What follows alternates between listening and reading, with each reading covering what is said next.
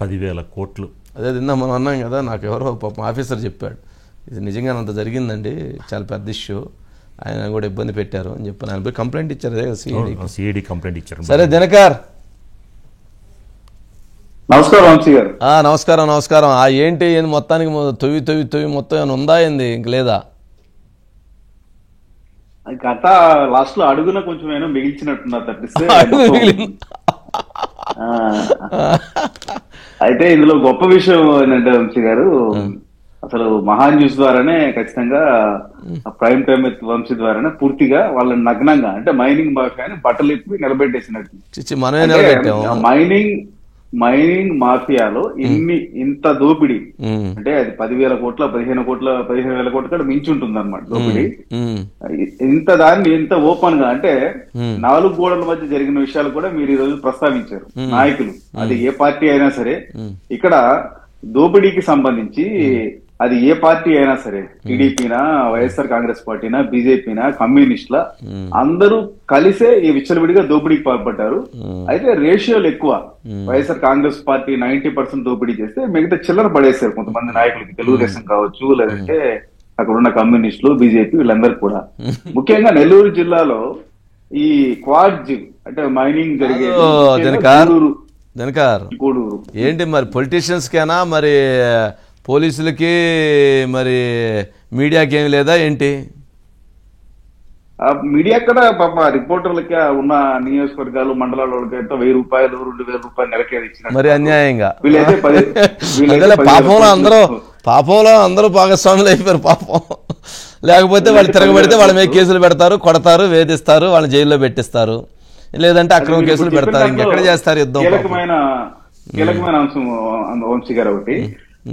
అయితే గంగా ప్రసాద్ ఎవరైతే తెలుగుదేశం పార్టీకి సంబంధించి గూడూరు, వెంకటగిరి, సూళ్లూరుపేట, సచ్చివేడు ఈ బాధ్యతలు చూశారో, ఆయన దగ్గరికి ఈ మైనింగ్ మాఫియా రావడం, మీరు అన్నట్టు పార్టీలతో సంబంధం లేకుండా దీన్ని కంటిన్యూ చేయాలన్నప్పుడు కూడా ఆయన స్పష్టంగా చెప్పారు, చంద్రబాబు నాయుడు తెలుగుదేశం ప్రభుత్వం ఈ విధానాలను కంటిన్యూ చేయదు, ఖచ్చితంగా ఒక కొత్త పాలసీ వస్తుందని చెప్పినట్టు. దీంతో పాటుగా ఎవరైతే వేమిరెడ్డి ప్రభాకర్ రెడ్డి నెల్లూరు ఎంపీగా ఉన్నారో, ఆయన కూడా గతంలో చెడ్డ పేరు వచ్చింది ఈ క్వాడ్జీ మైనింగ్ వల్ల, ఆయన కూడా ఎలాంటి ఎంకరేజ్ చేయడానికి కూడా చెప్పినట్టు సమాచారం.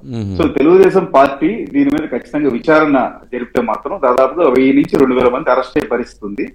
మీరు చెప్పినట్టు అసలు పూర్తిగా ముఖ్యమంత్రి కార్యాలయం, వైఎస్ జగన్మోహన్ రెడ్డి, పెద్దిరెడ్డి రామచంద్రారెడ్డి, పెద్దిరెడ్డి మిథున్ రెడ్డి, జవహర్ రెడ్డి, వీళ్ళందరూ పూర్తిగా ఈ దందాన్ని నడిపారు. ప్రతి రూపాయి వాళ్ళకే చేరింది. మధ్యలో ఉన్న మిడిల్ మ్యాన్స్, వాళ్ళు మాజీ మంత్రులు కావచ్చు, అక్కడ ఉన్న ఎమ్మెల్యేలు, ఎమ్మెల్సీ, వీళ్ళందరూ కూడా కొంత 100 కోట్లు లేదంటే 40-50 కోట్లు సంపాదించుకున్న పరిస్థితి. సో మొత్తం మీద అయితే అది అసలు పూర్తిగా ఎట్లా జరిగిందంటే, కంటికి కనిపించిన భూమి అంతా మాదే. అది అటవీ భూమే, లేదంటే రెవెన్యూ ల్యాండా, లేదంటే దానికి మైనింగ్ లైసెన్స్ ఉందా, లైసెన్స్ లేదా, ఇవన్నీ అనవసరం పూర్తిగా. అంటే విచ్చలవిడిగా, అంటే ఒక దొంగ కదా ఊరి మీద పడి దోచుకున్నట్టు ఈ క్వాడ్జ్ మైనింగ్ జరిగింది. వంశీ గారు మీరు చెప్పినట్టు చాలా వరకు నిజాలు దాచిపెడుతున్నారు. ఇది కూడా ఈ రోజు కోటమిరెడ్డి శ్రీధర్ నెల్లూరు రూరల్ ఎమ్మెల్యే, ఆయన వ్యక్తిగతంగా దీన్ని మీద ఇంట్రెస్ట్ చూపించి ఈ మైనింగ్ దోపిడీ, క్వాడ్జ్ మైనింగ్ దోపిడీకి సంబంధించి భద్రతకి సపోర్ట్ చేయడం, అతను ధైర్యంగా ముందుకు వచ్చి కంప్లైంట్ చేయడం జరిగింది. దీంట్లో చాలా మంది పేర్లు కూడా బయట వస్తూ ఉన్నాయి, శ్రీకాంత్ రెడ్డి, మిగతా పేర్లన్నీ కూడా. సో మరోవైపు ఇక సర్వేపల్లి నియోజకవర్గంలో కూడా సోమిరెడ్డి చంద్రమోహన్ రెడ్డి, ఆయన కూడా 1-2 రోజుల్లో బయటికి రాబోతున్నారు. ఆయన నియోజకవర్గంలో కూడా గూడూరు, వెంకటగిరి, సర్వేపల్లి నియోజకవర్గాల్లో ఈ క్వాడ్జ్ మినరల్ ఉంది.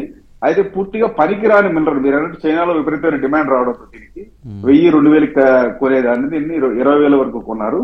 దీంతో విచ్చలవిడిగా మిథున్ రెడ్డి మొత్తం కూడా ఇదంతా నడిపారు.